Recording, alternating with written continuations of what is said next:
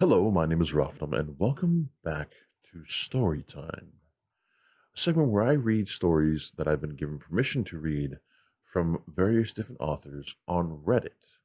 And today we have a story coming to you from Justine, sorry, Justin Graham. It's called "I Live on the 75th Floor." He handed me a card. It was thick, creamy, with symbols on it in a language I didn't recognize. He looked bored, his face buried in a magazine. I stood there awkwardly. "Excuse me," I stuttered. "Where am I supposed to go?" Reptilian eyes peeped over the top of the magazine. They flickered with annoyance. "It's on the card," he grunted. I can't read it." He rolled his eyes. "Floor 75, elevator is that way. Tap the card, it'll take you up." The elevator was one of those see through glass tubes, barely big enough for one person. It felt like climbing into a molded coffin. I scanned the card. On the fifth floor, a man begged as his head was dunked into a steel tub of water over and over again. On floor 12, another guy was forced to shovel putrefying piles of cow manure down his throat as he gagged and retched. On floor 27, a woman screamed for mercy before she was executed with a hammer. On floor 43, another woman lay listlessly on a stone slab. Ravens pecked at her eyes and tongue, tearing away wet strips of flesh as the unborn baby in her womb feebly tried to fight them off. On floor 68, a man watched in horror as his family hurtled onto the floor in front of him and exploded like ripe fruit. He sawed at his neck in an endless and fruitless agony. The blood that spurted out was already black and clotted. On floor 73, a 5-year-old boy stared in abject terror as his parents collapsed to the floor, their skin bubbling and blackening as the fire ate them in front of him. On floor 74, a woman held her girlfriend's hand in the front seat of their car. A steel pole had split the windscreen, entered the girlfriend's right eye, and exited the back of her skull on the left side, pinning her head to the brain-covered seat as she shook and spasmed.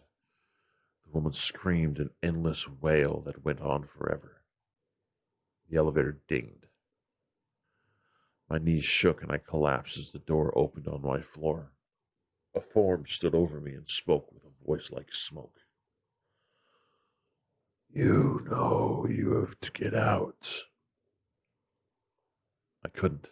I had no shame, no pride, nothing at all. "Please, I can't. It was an accident. Please don't make me." He reached down and I cringed. He took the card, stood up, and whistled as he read it. "Double murder suicide. Nice. I'll have to think about what to do with you for a while. You can wait at the end of the hall." "Please," I croaked. "It was a mistake. It was a mistake." One of the lesser demons picked me up and carried me down the hall. It was pitch black, lit only by the gibbering madman squeals of laughter from thousands of eyes, all blinking in unison. This has been "I Live on the 75th Floor." Once again, written by Justin Graham. Um, it's kind of has a Dante's Inferno kind of feel, where you're going through the levels of hell, but instead of going down, you're going up in an elevator, and you can see what each floor is designated for as you're going up. It's a really cool concept. I like it a lot. And the the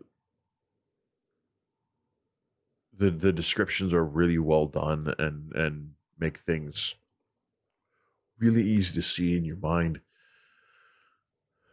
I would be really curious to know what his punishment is going to end up being.